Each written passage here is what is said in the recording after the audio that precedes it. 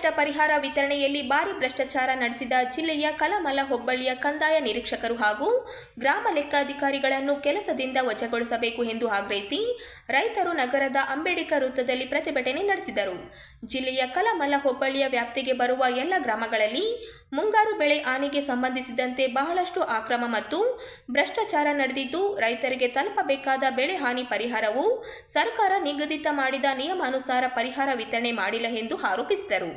ಅತಿ ಕಡಿಮೆ ಕೃಷಿ ಭೂಮಿ ಹೊಂದಿದ ರೈತರಿಗೆ ಹೆಚ್ಚಾಗಿ ಹಣ ವರ್ಗಾವಣೆ ಮಾಡಲಾಗಿದೆ.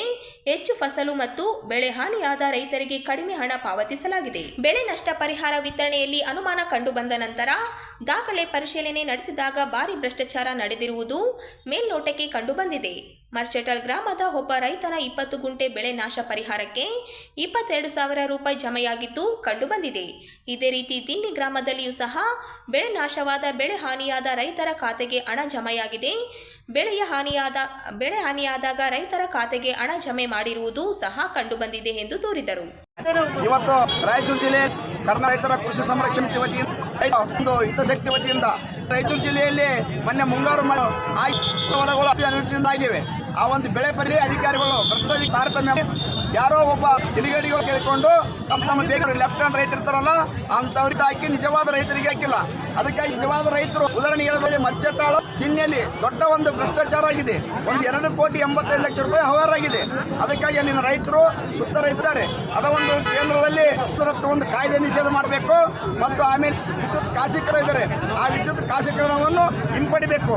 ಅದಕ್ಕಾಗಿ ಮತ್ತು ನಮ್ಮ ರೈತರ ಈಗೇನು ಬೇಸಿಗೆ ಬಂತು, ನಮ್ಮ ರಾಯಚೂರು ಜಿಲ್ಲೆ ಇರ್ತಕ್ಕಂಥ ಎಲ್ಲ ಕೆರೆಗಳಿಗೆ ನೀರು ತುಂಬಿಸ್ತಕ್ಕಂಥ ಕೆಲಸ ಮಾಡಬೇಕು. ನೀರು ತುಂಬಿಸಿದ್ರೆ ನಮ್ಗೆ ಅಂತರ್ಜಲ ಹೆಚ್ಚಾಗಿ ನಮ್ಗೆ ಬೋರ್ವೆಲ್ಗಳಿಗೆ ನೀರು ಹೆಚ್ಚಾಗ್ತದ. ಮತ್ತು ಆಮೇಲೆ ರೈತರ ಹೊಲಗಳಿಗೆ 12 ತಾಸು ಕರೆಂಟ್ ಕೊಡಬೇಕು.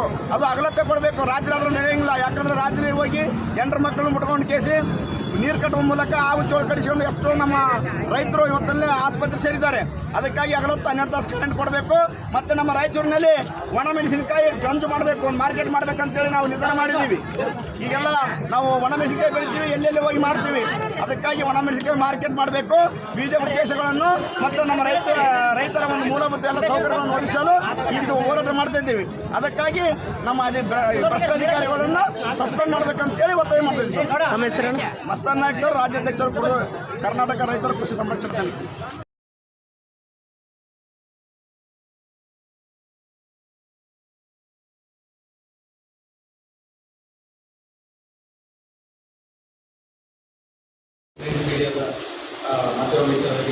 ರಾಜ್ಯ ಬಜೆಟ್ನಲ್ಲಿ ಅಧಿವೇಶನದಲ್ಲಿ ಲಿಂಗತ್ಯ ಮತ್ತು ಲೈಂಗಿಕ ಅಲ್ಪಸಂಖ್ಯಾತರಿಗಾಗಿ ಪ್ರತ್ಯೇಕವಾಗಿ ಮತ್ತು ಕಡ್ಡಾಯವಾಗಿ 250 ಕೋ ಅನುದಾನ ಘೋಷಿಸಲೇಬೇಕೆಂದು ಲಿಂಗತ್ವ ಮತ್ತು ಲೈಂಗಿಕ ಬಹುತ್ವಕ್ಕಾಗಿ ಚಳುವಳಿ ಮುಖಂಡರಾದ ಮಹೇಶ್ ಪಾಟೀಲ್ ಒತ್ತಾಯಿಸಿದರು. ನಗರದ ಪತ್ರಿಕಾ ಭವನದಲ್ಲಿ ಸುದ್ದಿಗೋಷ್ಠಿಯಲ್ಲಿ ಮಾತನಾಡಿ, ರಾಜ್ಯದಲ್ಲಿ ಅಧಿಕಾರಕ್ಕೆ ಬರುವ ಮೊದಲು ಕಾಂಗ್ರೆಸ್ ಸರ್ಕಾರವು ತನ್ನ ಚುನಾವಣಾ ಪ್ರಣಾಳಿಕೆಯಲ್ಲಿ ಲಿಂಗತ್ಯ ಮತ್ತು ಲೈಂಗಿಕ ಅಲ್ಪಸಂಖ್ಯಾತರ ಅಭಿವೃದ್ಧಿಗಾಗಿ ವಾರ್ಷಿಕ 200 ಕೋಟಿ ಮೀಸಲಿಡುವುದಾಗಿ ಘೋಷಿಸಿತು. ವಾಗ್ದಾನ ಮಾಡಿದ ಸರ್ಕಾರ ಈಗ ತನ್ನ ಮಾತು ಉಳಿಸಿಕೊಳ್ಳುವ ಜೊತೆಗಾರಿಕೆಯಿಂದ ಹಿಂದೆ ಸರಿಯಬಾರದು. ಇದು ದಯೆ ಅಥವಾ ಉಪಕಾರವಲ್ಲ, ಇದು ನಮ್ಮ ಹಕ್ಕು ಎಂದರು. ನಮ್ಮ ಪ್ರಮುಖ ಹಕ್ಕೊತ್ತಾಯಗಳು ಕರ್ನಾಟಕ ಲಿಂಗತ್ಯ ಮತ್ತು ಲೈಂಗಿಕ ಅಲ್ಪಸಂಖ್ಯಾತರ ಅಭಿವೃದ್ಧಿ ನಿಗಮವನ್ನು ತಕ್ಷಣ ಸ್ಥಾಪಿಸಬೇಕು. ಸರ್ವೋತ್ಮುಖ ಅಭಿವೃದ್ಧಿಗಾಗಿ ಕನಿಷ್ಠ 2,250 ಕೋಟಿಗಳ ಪ್ರತ್ಯೇಕ ಬಜೆಟ್ ನೀಡಬೇಕು. ವಸತಿ, ಹಾಸ್ಟೆಲ್ ಮತ್ತು ಶೆಲ್ಟರ್ ಸ್ಟೇ ಹೋಮ್ಗಳನ್ನು ತಕ್ಷಣ ಒದಗಿಸಬೇಕು. ಪ್ರತಿ ವರ್ಷ ಕನಿಷ್ಠ 500 ಈಗ ಲಿಂಗತ್ವ ಮತ್ತು ಲೈಂಗಿಕ ಅಲ್ಪಸಂಖ್ಯಾತರ ನಿಗಮ ಸ್ಥಾಪಿಸಬೇಕು ಮತ್ತು 250 ಕೋಟಿ ಪ್ರತ್ಯೇಕವಾಗಿ ಬಜೆಟ್ ಮಂಡನೆ ಮಾಡಬೇಕಂತ ಹೇಳಿ, ಮತ್ತೆ ನಾವು 3 ವಿಷಯದಲ್ಲಿ ವಸತಿ, ಜೀವನೋಪಾಯ ಮತ್ತು ಆರೋಗ್ಯ. ವಸತಿ ಅಂದಾಗ ಇವತ್ತು ಲಿಂಗತ್ವ ಮತ್ತು ಲೈಂಗಿಕ ಅಲ್ಪಸಂಖ್ಯಾತರಿಗೆ ಮನೆಯಿಂದ ಹೊರಗೆ ಹಾಕಿದಾಗೆ ಯಾವುದೇ ರೀತಿಯಾದಂಥ ಶೆಲ್ಟರ್ ಇಲ್ಲ. ಹಾಗಾಗಿ ಸರ್ಕಾರದಿಂದ ನಮಗೆ ವಸತಿ ಹಾಸ್ಟೆಲ್ಗಳನ್ನ ಕಲ್ಪಿಸಿಕೊಡಬೇಕು. ಮತ್ತು ಈಗ ಸುಮಾರು ವರ್ಷಗಳಿಂದ 20 ವರ್ಷಗಳಿಂದ ಹೋರಾಟ ಮಾಡ್ತಾ ಇದ್ದೀವಿ, ವಸತಿ ಕೊಡಿ ಅಂತ ಹೇಳಿ, ಅದು ಕೊಡ್ತಾ ಇಲ್ಲ. ಈಗ ಏನು ಸರ್ಕಾರನೇ ಸರ್ವೆ ಮಾಡಿದ 10,000 ಜನರಲ್ಲಿ ಪ್ರತಿ ವರ್ಷ ಇಡೀ ರಾಜ್ಯಾದ್ಯಂತ 500 ಜನರಿಗೆ ವಸತಿ ಕಲ್ಪಿಸಿಕೊಡಿ ಅಂತ ನಾವು ಕೇಳ್ತಾ ಇದ್ದೀವಿ. ಮತ್ತೆ ಯಾರೆಲ್ಲ ಲೈಂಗಿಕ ವೃತ್ತಿ ಮತ್ತು ಭಿಕ್ಷಾಟನೆ ಬಿಟ್ಟು ನಮಗೆ ಕೃಷಿಯಲ್ಲಿ ಆಸಕ್ತಿ ಇದೆ ಅಂದ್ರೆ ಅವರಿಗೆ 2 ಎಕರೆ ಭೂಮಿ, ಫಲವತ್ತಾದ ಭೂಮಿಯನ್ನು ಕೊಟ್ಟು ಅವರಿಗೆ ಕೃಷಿ ಮಾಡಲು ಅನುಕೂಲ ಮಾಡಿಕೊಡ್ಬೇಕಂತ ಹೇಳಿ ಮತ್ತು ಬಿಸಿನೆಸ್ ಮಾಡೋದಕ್ಕೆ 2 ಲಕ್ಷ ರೂಪಾಯಿ ಕೊಡ್ಬೇಕಂತ ಹೇಳಿ ನಾವು ಅದನ್ನು ಕೇಳ್ತಾ ಇದ್ದೀವಿ. ಈಗ ಮಹಿಳಾ ಮತ್ತು ಮಕ್ಕಳ ಅಭಿವೃದ್ಧಿ ಇಲಾಖೆಯಿಂದ 30,000 ರೂಪಾಯಿ ಕೊಡ್ತಾ ಇದ್ದಾರೆ. ಅದು ಯಾವುದೇ ರೀತಿಯಾದಂತ ಅನುಕೂಲ ಆಗ್ತಾ ಇಲ್ಲ. ಹಾಗಾಗಿ ಕನಿಷ್ಠ ಒಂದು 2 ಲಕ್ಷ ಕೊಟ್ಟರೆ ಒಂದು ಇನ್ಫ್ರಾಸ್ಟ್ರಕ್ಚರ್ ಮತ್ತೆ ಸರಿಯಾದಂತಹ ಒಂದು ಬಿಸಿನೆಸ್ ಮಾಡಬಹುದು ಅಂತ ಹೇಳಿ. ಮತ್ತು SHG ಗುಂಪುಗಳಿದಾವೆ ಸರ್. ಪ್ರತಿ ಜಿಲ್ಲೆಯಲ್ಲಿ ಸುಮಾರು 10 ರಿಂದ 12 SHG ಗುಂಪುಗಳಿದಾವೆ. ಆ SHG ಗುಂಪುಗಳಿಗೆ ಸರ್ಕಾರದಿಂದ ಸಾಲ ಕೊಡಬೇಕು. ಮತ್ತೆ ಈಗ ಬ್ಯಾಂಕ್ಗಳಲ್ಲಿ ಹೋದಾಗ ಸರಿಯಾದ ಸಾಲ ನಮಗೆ ಸಿಗ್ತಾ ಇಲ್ಲ. ಹಾಗಾಗಿ ಸಾಲದ ಅನುಕೂಲ ಮಾಡಿಕೊಡ್ಬೇಕಂತೇಳಿ ಅದನ್ನು ಕೇಳ್ಕೊಳ್ತಾ ಇದೀವಿ. ಮತ್ತೆ ಈಗ ಪಿಂಚಣಿ 1200 ರೂಪಾಯಿ ಬರ್ತಾ ಇದೆ, 1200 ರೂಪಾಯಿ. ಆದ್ರೆ ಅದು 2,000 ರೂಪಾಯಿ ಕೊಡ್ಬೇಕಂತ ಹೇಳಿ ಕೇಳ್ಕೊಳ್ತಾ ಇದೀವಿ. ಮತ್ತು ವಯಸ್ಸಾದವರಿಗೆ ಕನಿಷ್ಠ ಒಂದು 5,000 ರೂಪಾಯಿ ವೃದ್ಧಾಪ್ಯ ವೇತನ ಕೊಡಿ ಅಂತ ಕೇಳ್ಕೊಳ್ತಾ ಇದೀವಿ. ಮತ್ತೆ ಸೆಕ್ಸ್ ರಿಅಸೈನ್ಮೆಂಟ್ ಸರ್ಜರಿ ಅಂದ್ರೆ ಯಾರು ಈ ಟ್ರಾನ್ಸ್ ಜೆಂಡರ್ ಆಗುವವರು, ಗಂಡಾಗಿ ಹುಟ್ಟಿ ಹೆಣ್ಣಾಗುವ ಬಯಸುವವರು, ಅವರಿಗೆ SRS ಮಾಡ್ಕೊಳ್ಳಕ ಸುಮಾರು ಒಂದು 5 ಲಕ್ಷ ರೂಪಾಯಿ ಖರ್ಚಾಗುತ್ತೆ. ಹಾಗಾಗಿ ಸರ್ಕಾರ ಕೂಡ ಅದನ್ನು ಸಹಾಯಧನ ಮಾಡಬೇಕು. ಮತ್ತು ಕನಿಷ್ಠ ಒಂದು 6 ತಿಂಗಳು ಅವರು ಬೆಡ್ ರೆಸ್ಟ್ ಮಾಡಬೇಕಾಗುತ್ತೆ.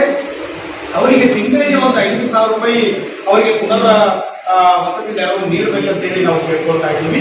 ಇವೆಲ್ಲ ಮತ್ತು ಆಹಾರ, ವಸತಿ ಮತ್ತು ಜೀವನೋಪಾಯ, ಪ್ರತ್ಯೇಕವಾಗಿ ಆರೋಗ್ಯ SRS ಬಗ್ಗೆ ನಾವು ಕೇಳ್ತಾ ಇದ್ದೀವಿ. ಇವೆಲ್ಲವೂ ಕೂಡ ನಮ್ಮ ಹಕ್ಕೊತ್ತಾಯಗಳು ಏನಿದಾವೆ ಅದು ಸರ್ಕಾರಕ್ಕೆ ನಾವು ಮನವಿ ಸಲ್ಲಿಸ್ತಾ ಇದ್ದೀವಿ.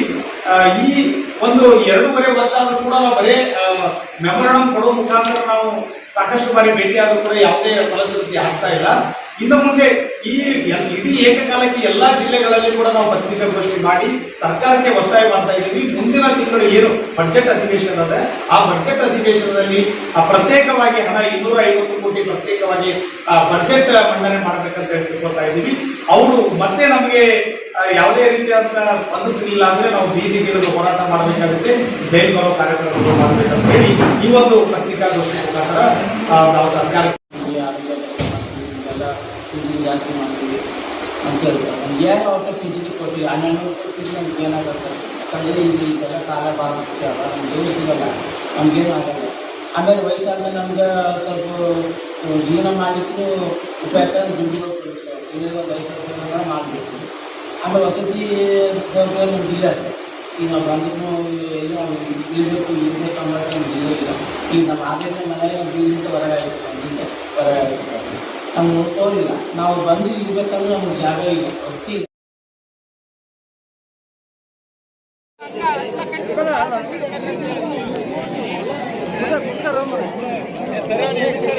ರಾಯಚೂರು ಜಿಲ್ಲೆಯಲ್ಲಿ ದುರ್ಘಟನೆ ಸಂಭವಿಸಿದೆ. ಸ್ಥಾನಕ್ಕೆ ತೆರಳುತ್ತಿದ್ದ ಯುವಕ ನೀರುಪಾಲಾದ ಘಟನೆ ಲಿಂಗಸ್ಗೂರು ತಾಲೂಕಿನ ಭೋಗಪುರ ಗ್ರಾಮದಲ್ಲಿ ನಡೆದಿದೆ. ಸತತ 20 ಗಂಟೆಗಳ ಶೋಧ ಕಾರ್ಯಾಚರಣೆ ಬಳಿಕ ಯುವಕನ ಶವ ಪತ್ತೆಯಾಗಿದೆ. ರಾಯಚೂರು ಜಿಲ್ಲೆಯ ಲಿಂಗಸ್ಗೂರು ತಾಲೂಕಿನ ಭೋಗಪುರ ಗ್ರಾಮದಲ್ಲಿ 2 ದಿನಗಳ ಹಿಂದೆ ಪರಶುರಾಮ ಎಂಬ 27 ವರ್ಷದ ಯುವಕ ಕೆರೆಯಲ್ಲಿ ಸ್ನಾನಕ್ಕೆ ತೆರಳುತ್ತಿದ್ದ ವೇಳೆ ನೀರಿನಲ್ಲಿ ಮುಳುಗಿದನು. ಘಟನೆ ತಿಳಿದ ತಕ್ಷಣ ಅಗ್ನಿಶಾಮಕ ದಳದ ಸಿಬ್ಬಂದಿ ಸ್ಥಳಕ್ಕೆ ಆಗಮಿಸಿ ಶೋಧ ಕಾರ್ಯಾಚರಣೆ ಆರಂಭಿಸಿದರು. ನಿನ್ನೆ ಇಡೀ ದಿನ ಶೋಧ ಕಾರ್ಯಾಚರಣೆ ನಡೆಸಿದರೂ ಯುವಕನ ಸುಳಿವು ಸಿಗಲಿಲ್ಲ. ಇಂದು ಬೆಳಗ್ಗೆ ಸುಮಾರು 7:30 ವೇಳೆಗೆ ಕೆರೆಯಲ್ಲಿ ಪರಶುರಾಮನ ಮೃತದೇಹ ಪತ್ತೆಯಾಗಿದೆ. ಮೃತದೇಹವನ್ನು ಮುದಗಲ್ ಸರ್ಕಾರಿ ಸಮುದಾಯ ಆರೋಗ್ಯ ಕೇಂದ್ರಕ್ಕೆ ರವಾನೆ ಮಾಡಲಾಗಿದೆ. ಈ ಕುರಿತು ಮುದಗಲ್ ಪೊಲೀಸ್ ಠಾಣಾ ವ್ಯಾಪ್ತಿಯಲ್ಲಿ ಪ್ರಕರಣ ದಾಖಲಾಗಿದ್ದು ಮುಂದಿನ ಕ್ರಮ ಕೈಗೊಳ್ಳಲಾಗಿದೆ.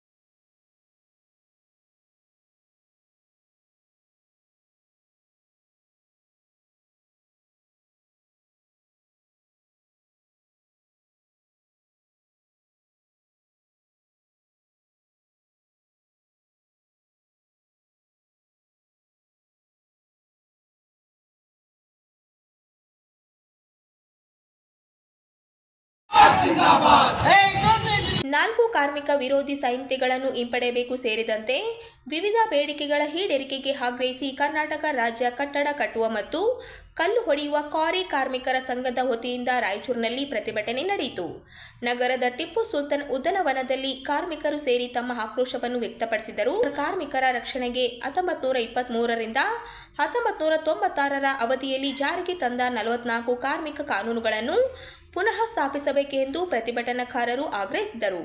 1996ರ ಕಟ್ಟಡ ಮತ್ತು ಇತರ ನಿರ್ಮಾಣ ಕಾರ್ಮಿಕರ ಉದ್ಯೋಗ ನಿಯಂತ್ರಣ ಹಾಗೂ ಸೇವಾ ಪರಿಷತ್ತುಗಳ ಕಾಯ್ದೆ ಮತ್ತು ಕಟ್ಟಡ ಕಾರ್ಮಿಕರ ಕಲ್ಯಾಣ ಸೆಸ್ ಕಾಯ್ದೆಯನ್ನು ಸಂಪೂರ್ಣವಾಗಿ ಜಾರಿಗೆ ತರಬೇಕೆಂದು ರಾಜ್ಯಗಳು ತಮ್ಮ ಪ್ರಾದೇಶಿಕ ಪರಿಸ್ಥಿತಿಗಳಿಗೆ ಅನುಗುಣವಾಗಿ ಪ್ರತ್ಯೇಕ ಕಾರ್ಮಿಕ ಕಾನೂನು ರೂಪಿಸುವ ಹಕ್ಕು ಉಳಿಸಿಕೊಳ್ಳಬೇಕು ಎಂದರು. ದೇಶಾದ್ಯಂತ ಎಲ್ಲ ಕಟ್ಟಡ ಕಾರ್ಮಿಕರನ್ನು ಇಎಸ್ಐ, ಪಿಎಫ್ ಸೇರಿದಂತೆ ಸಾಮಾಜಿಕ ಭದ್ರತಾ ಯೋಜನೆಗಳ ಅಡಿಯಲ್ಲಿ ನೋಂದಾಯಿಸಬೇಕು ಎಂದು ಮನವಿ ಮಾಡಿದರು. ಎಲ್ಲ ನಿರ್ಮಾಣ ಕಾರ್ಮಿಕರಿಗೆ ಕನಿಷ್ಠ 36,000 ರೂಪಾಯಿ ಮಾನಸಿಕ ವೇತನ ನಿಗದಿ ಮಾಡಬೇಕು. ಸಮಾನ ಕೆಲಸಕ್ಕೆ ಸಮಾನ ವೇತನ ಖಾತರಿಪಡಿಸಬೇಕು. 60 ವರ್ಷ ಮೇಲ್ಪಟ್ಟವರಿಗೆ ತಿಂಗಳಿಗೆ ಕನಿಷ್ಠ 6,000 ರೂಪಾಯಿ ಪಿಂಚಣಿ ನೀಡಬೇಕು ಎಂದು ಆಗ್ರಹಿಸಿದರು. ಇದಲ್ಲದೆ ವರ್ಷಕ್ಕೆ ಕನಿಷ್ಠ 250 ದಿನಗಳ ಉದ್ಯೋಗ 1993ರಿಂದ 96ರವರೆಗೆ ಜಾರಿಗೆ ತಂದ 43 ಕಾನೂನುಗಳನ್ನು ಪುನರ್ ಸ್ಥಾಪಿಸಲು ಮಾಡಬೇಕು. ಆಮೇಲೆ ಕಟ್ಟಡ ಕಾರ್ಮಿಕರಿಗೆ ಉದ್ಯೋಗ ನಿಯಂತ್ರಣ ಸೇವಾ ಕಾಯ್ದೆ 96 ಕಟ್ಟಡೇತರ ನಿರ್ಮಾಣ ಕಾರ್ಮಿಕ ಕಲ್ಯಾಣ ಚೆಕ್ ಅಮೌಂಟನ್ನು 96 ಸ್ಥಾಪಿಸಿ ಪುನರ್ ಜಾರಿಗೆ ತರಬೇಕು. ರಾಜ್ಯ ಕೇಂದ್ರಾಡಳಿತ ಪ್ರದೇಶಗಳು ತಮ್ಮ ಪ್ರಾದೇಶಿಕ ಪರಿಸ್ಥಿತಿಗಳಿಗೆ ಅನುಗುಣವಾಗಿ ಕಾರ್ಮಿಕ ಸಂಘಟನೆಗಳಿಗೆ ಹಕ್ಕುಗಳನ್ನು ಉಳಿಸಿಕೊಳ್ಳಲು ಅವಕಾಶ ನೀಡಬೇಕು. ಭಾರತಾದ್ಯಂತ ಎಲ್ಲ ಕಟ್ಟಡ ನಿರ್ಮಾಣ ಕಾರ್ಮಿಕ ಯೋಜನೆಗಳನ್ನು ಇಎಫ್ಐ ಮತ್ತು ಪಿಎಫ್ಐ ಸಾಮಾಜಿಕ ಭದ್ರತೆ ಯೋಜನೆಯಲ್ಲಿ ನೋಂದಣಿ ಆಗಬೇಕು. ಅದೇ ರೀತಿ ಎಲ್ಲ ಕಟ್ಟಡ ಕಾರ್ಮಿಕ ಕನಿಷ್ಠ 36,000 ಮಾಸಿಕ ವೇತನ ನಿಗದಿಯಾಗಬೇಕು. ಆಮೇಲೆ ದೇಶಾದ್ಯಂತ ಕಾರ್ಮಿಕ ನಿರ್ಮಾಣ ವರ್ಷಕ್ಕೆ ಕನಿಷ್ಠ 225 ದಿನಗಳ ಉದ್ಯೋಗ ಖಾತ್ರಿಯನ್ನು ಖಚಿತಪಡಿಸಿಕೊಳ್ಳಬೇಕು. ನಿರ್ಣಯ ವಲಯದಲ್ಲಿ ಮಹಿಳಾ ಕಾರ್ಮಿಕರಿಗೆ ಕಾನೂನು ಪ್ರಕಾರ 6 ತಿಂಗಳ ವೇತನ ರಹಿತ ಜಾರಿಗೆ ರಜೆ ನೀಡಬೇಕು. ಅದೇ ರೀತಿ ಮನೆ ನಿವೇಶನ ಹೊಂದಿರುವ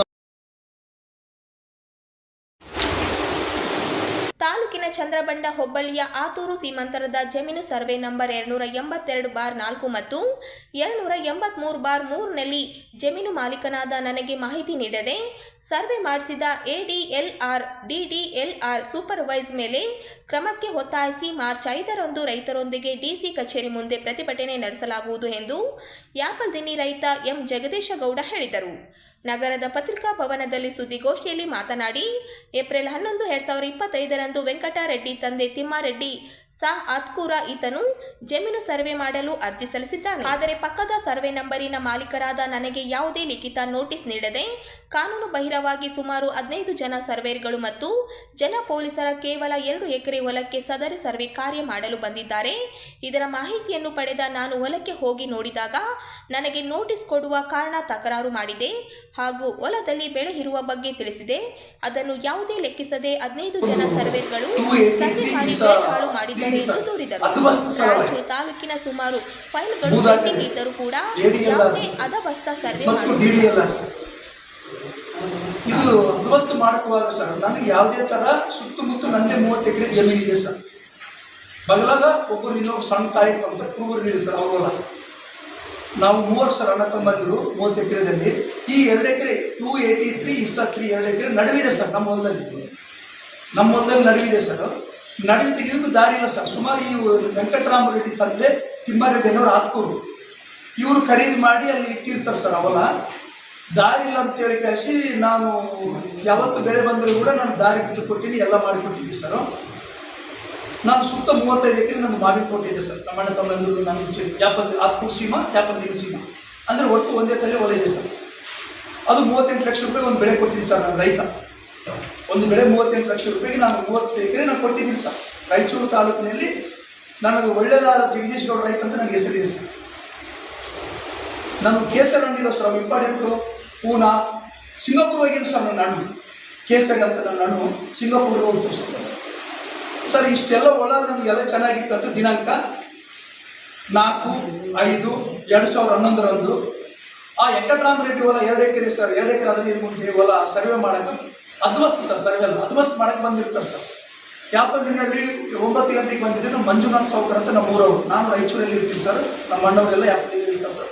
ಯಾರಿಗೂ ಗೊತ್ತಿಲ್ಲ ಸರ್, ಅಲ್ಲೇ ಟಿಫಿನ್ ಮಾಡಿ ಎಲ್ಲರೂ 15ರಿಂದ 16 ಜನ ಅಲ್ಲೇ ಟಿಫಿನ್ ಮಾಡಿ ನಮ್ಮ ಹೊಲಕ್ಕೆ ಕರೆಕ್ಟ್ ಎಕ್ಸಾಕ್ಟಾಗಿ 10:00ವರೆಗೆ ಹೋಗಿದ್ರು ಸರ್. ಆ 10:00ವರೆಗೆ ಹೋಗಿ ಎಲ್ಲ ಹೊಲದಲ್ಲಿ ನನ್ನ ಹೊಲದಲ್ಲಿ ನನ್ನ ತಮ್ಮನಾದಂಥ, ಅಂದರೆ ನಮ್ಮ ಅಲ್ಲೇ ಕೆಲಸ ಮಾಡ್ಕೊಂತಿರೋಂಥ ಮಲ್ಲಪ್ಪ ನಾಯಕ್, ಇವರು ಮಲ್ಲಪ್ಪ ನಾಯಕನವ್ರು ಅಲ್ಲೇ ಇರ್ತಾರೆ ಸರ್. ಇವ್ರು ಸಹಜ ಯಾವಾಗ ಹೊಲ್ಕೋರಂಗೆ ಹೋಗ್ಯಾರ ಸರ್. ಯಾರು ನೀವು ಬಂದಿರಿ ಅಂತೇಳಿ ಸರ್ ಆ ಕಡೆಯಿಂದ. ಆ ಒಂದು ಓನರ್ ಇದ್ದಂತ ವೆಂಕಟರಾಮ ರೆಡ್ಡಿ ಬಂದರೆ, ಏನಪ್ಪ ಇಷ್ಟು ಜನ ಕರ್ಕೊಂಡು ಬಂದಿರ ಅಂತ ಹೇಳಿದ್ರೆ, ಅಧ್ವಸ್ತು ಮಾಡಕ್ಕೆ ಬಂದಿದ್ದೀವಿ ಅಂತ ಹೇಳಿದ್ರು. ಹೇಳಿದ ಮೇಲೆ ನಮ್ಮ ಮಾಲಕ ನಾನು ಫೋನ್ ಮಾಡ್ತಾ ಫಸ್ಟ್ ಹೊತ್ತನ ಹೊಲಕ್ಕೆ ಬರಬಾರ್ದು ಅಂತ ಹೇಳಿದ್ರು ಸರ್. 10:35ಕ್ಕೆ ಇವರು ಸುಮಾರು 9 ಜನ ಪೊಲೀಸರನ್ನ ಕರ್ಕೊಂಡು ಬಂದರು ಸರ್. ಯಾವುದೇ ಪೊಲೀಸ್ ಲೆಟರ್ ಇಲ್ಲದೆ, ಯಾವುದೇ ಅಂದ್ರೆ ನಮಗೆ ಸುತ್ತಮುತ್ತ ನಮ್ಮ 3 ಅಣ್ಣ ತಮ್ಮಂದ್ರಿಗಾಗಲಿ ಮತ್ತೆ ತಾಯಪ್ಪ ಅವರು ಯಾವುದೇ ಒಂದು ನೋಟಿಸ್ ಕೊಟ್ಟಿಲ್ಲ ಸರ್. ಅವ್ರು ಏನು ಹೇಳಿದ್ದಾರೆ ಸರ್, ನಾವು ಪೋಸ್ಟ್ ಮುಖಾಂತರ ಕಳಿಸ್ಬೋದು. ಅದು ನಮ್ಗೆ ಬಂದೇ ಇಲ್ಲ. ಪೋಸ್ಟ್ ಮುಖಾಂತರ ಬಂದರೂ ಕೂಡ ನಮ್ಗೆ ಫೋನನ್ನು ಮಾಡ್ತಾರೆ, ನೀವು ಈ ಥರ ಒಂದು ಲಿಸ್ಟ್ ಪೋಸ್ಟ್ ಬಂದಿದೆ ಸರ್ ಅಂತೇಳಿ. ಯಾರು ನಮ್ಗೆ ಫೋನ್ ಮಾಡಿಲ್ಲ ಸರ್. ಈ 2-15 ಗಂಟೆಗೆ ಸುಮಾರು ಸರ್ 15ರಿಂದ 16 ಜನ ಸರ್ವೇರ್ಗಳು ಬಂದವರು ಸರ್. ನಮ್ಮ ಹೊಲದಲ್ಲಿ ಎಲ್ಲ ಫೋಟೋಗಳಿದಾವೆ ಸರ್, ಎಲ್ಲ ಮಾಹಿತಿ ನಿಮಗೆ ಕೊಡ್ತೀವಿ ಸರ್.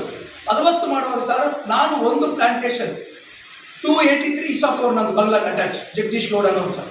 ಅದು ಐಡೆನ್ಸಿಟಿ ಟೀಮ್ ಸರ್. ನಾನು 12/14 ಗಿಡಗಳು 2008ರಲ್ಲಿ ಸರ್. ಇದೊಂದು ನ್ಯಾಷನಲ್ ಹಾರ್ಟಿಕಲ್ಚರ್ ಕಡೆಯಿಂದ ಒಂದು ಸಬ್ಸಿಡಿ ಸ್ಕೀಮ್ ಬಂದಿತ್ತು ಸರ್ ರೈತರಿಗೆ.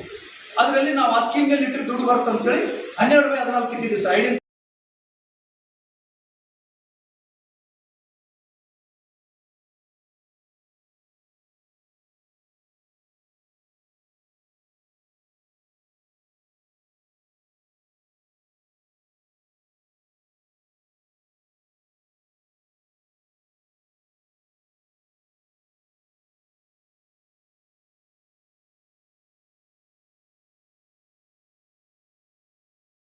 spacious space. All the gurus,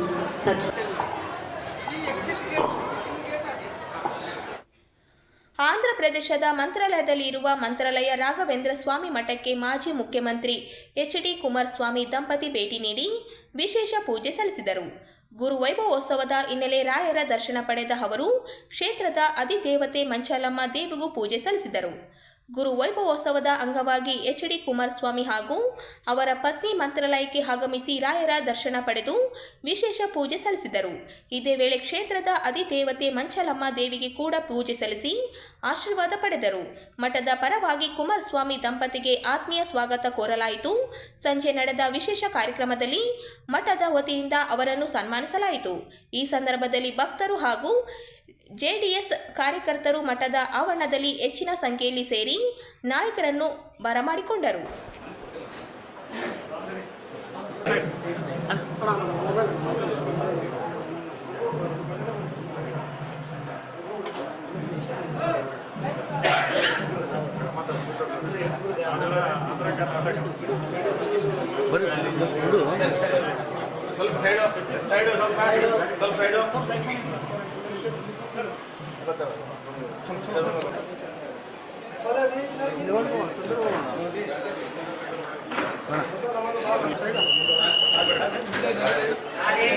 ಯಾರೇ